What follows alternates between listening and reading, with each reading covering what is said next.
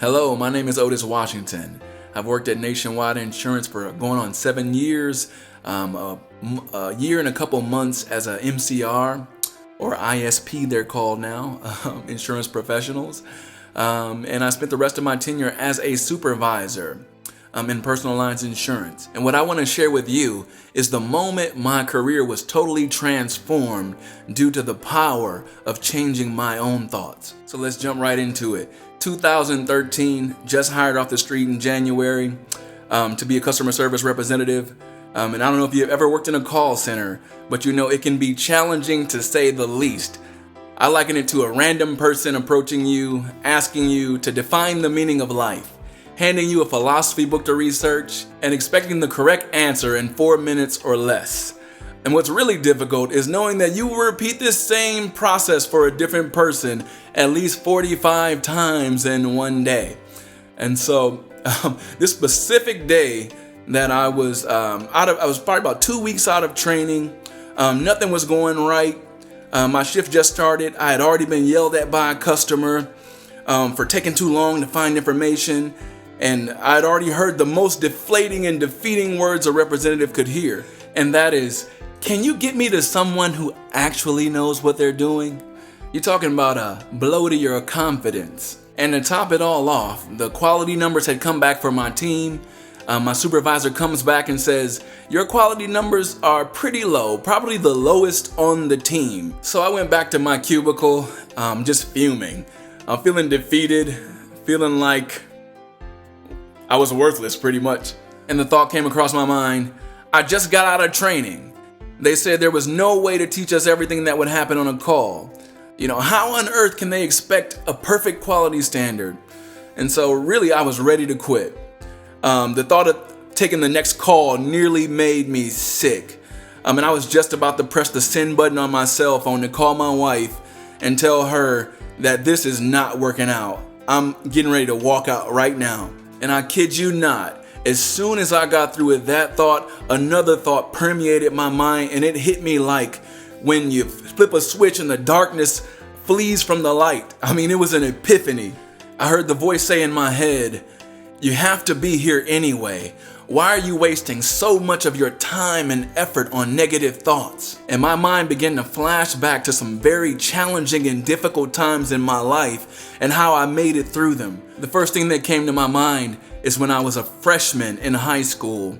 And I tried out for one of the best programs in the state in terms of football. And I wasn't even really a freshman yet. This is the summer before my freshman year.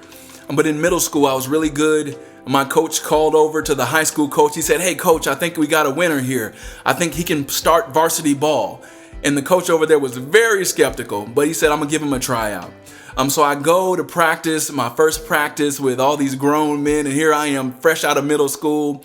And it's so fearful and intimidating. And before the practice began, my coach, who I love to death now, said to me, he said, I don't think you can make it. I'm going to give you a shot, but I don't think you can make it. And in my mind and in my heart, I determined that I was going to make that team at that moment. Not only did I make the team, but I also started on that team my first year as a freshman. I was the first freshman in the history of my high school to start varsity. But where the adversity really began, I had my first game. And I tell you, I got my butt kicked that first game. There was an all-American defensive end across from me, and he had his way with me the whole game. And I couldn't lay down. I couldn't quit. I had to come back that next game and prove to myself that I could do it. If another man can do it, then so can I. I went on to have a great football career in high school, good enough to where it got me a full ride scholarship to Vanderbilt University, an awesome opportunity. And this is the second thing that came through my mind. When I got there, it was not all peaches and creams at Vanderbilt. Vandy is one of the hardest schools in the country, and I knew I was not prepared. So I asked my counselor, I said, hey, put me in the easiest classes you can find because I know I'm not ready for this. But she saw the 3.8 grade average and said, oh, you can do it, no problem. And so I'm in calculus. I'm in this kind of it was advanced to me. This advanced level Spanish where the teacher comes in and he's talking Spanish right off the bat. I mean, no English, no introduction. And I said, oh my God, this is going to be a disaster. And so needless to say, I failed Spanish. I failed calculus. And I found myself in a position where I was going to have to go home. I didn't lose my scholarship, but they said, we're going to have to send you home. Your grades are too low. And I failed out of Vanderbilt my first semester there. And you're talking about just a blow to my confidence, a blow.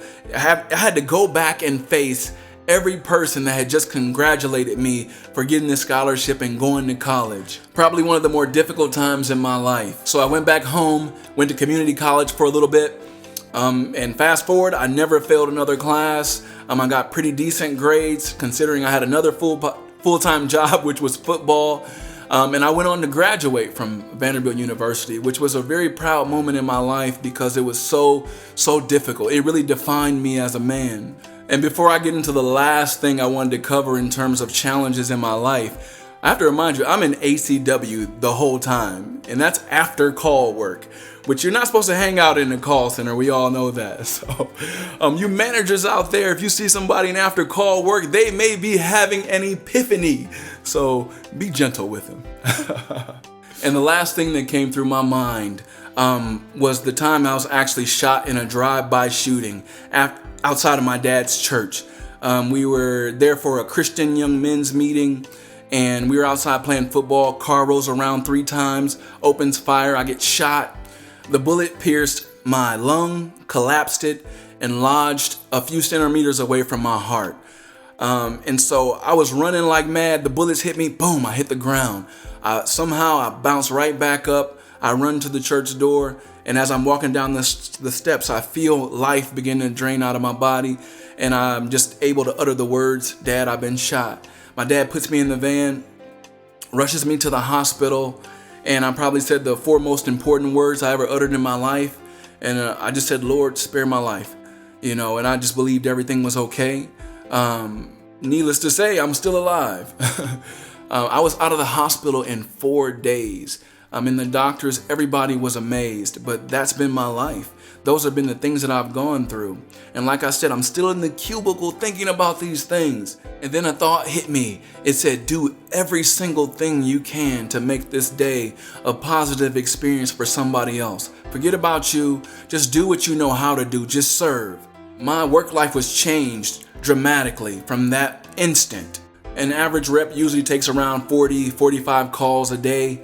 I was taking between 60 and 100. My quality scores shot through the roof because I decided I was going to look at everything I was doing wrong and I was going to do it right 21 times in a row until it became a part of me.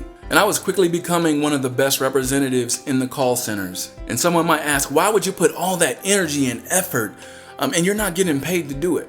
My reply to that would be, and this is another piece of wisdom that I gained, is that the highest level of thought I believe a man can achieve is to do right simply because it's right to do. So I give all my strength to the task at hand, not for reward or praise, but to honor my creation and to say thanks for my ability to see, to hear, to interact, to breathe, to run, to cry, to experience pain, to experience joy, to laugh, and most of all, to love without expecting anything in return. And another piece of wisdom I want you to grasp is that success has a position.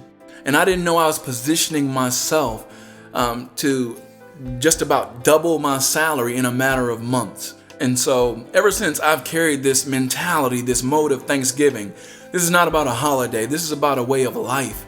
It's about a way of waking up and viewing the world and choosing to view the world from a different perspective than the average. And this mentality has really kept me through some really trying times at work, and I pray it'll do the same for you. I also wanted to share a couple little things that I picked up over the years that might help you. I've worked with some really talented people over the years, and it's easy to get caught up in comparing yourself to others, comparing your gifts to theirs and kind of judging yourself a little bit. But I learned not to do that.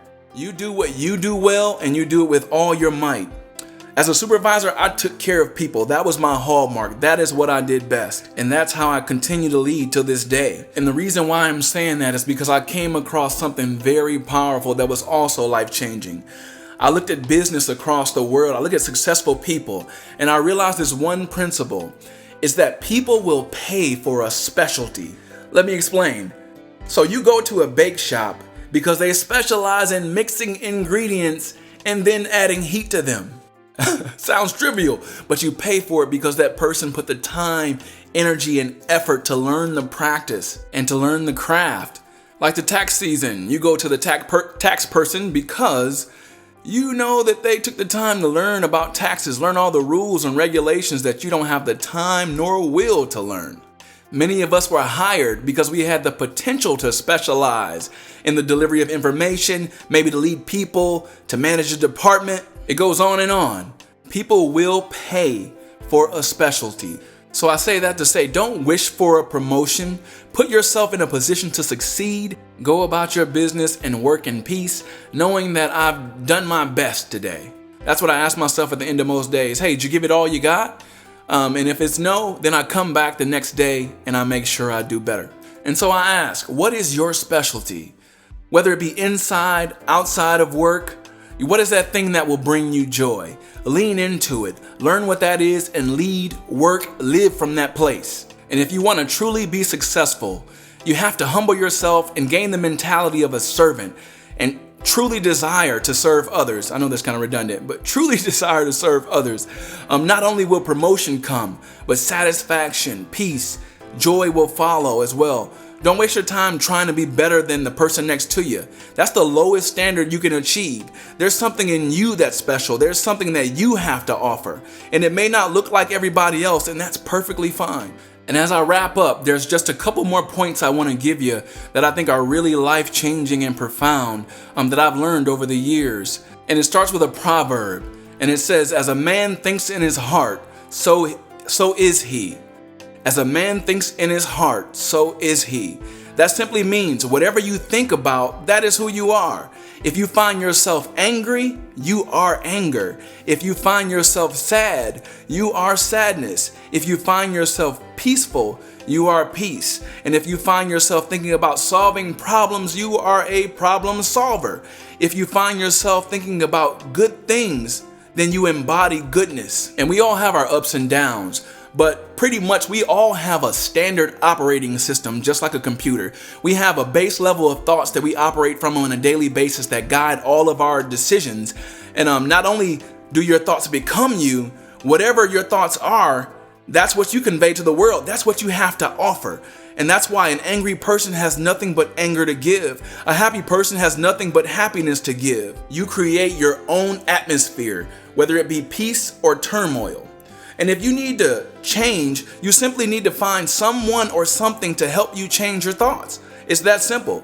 You need to learn that new information will give you the power to change. And that's really the reason and premise of why I wanted to deliver this message. Maybe there's someone who's starting their career.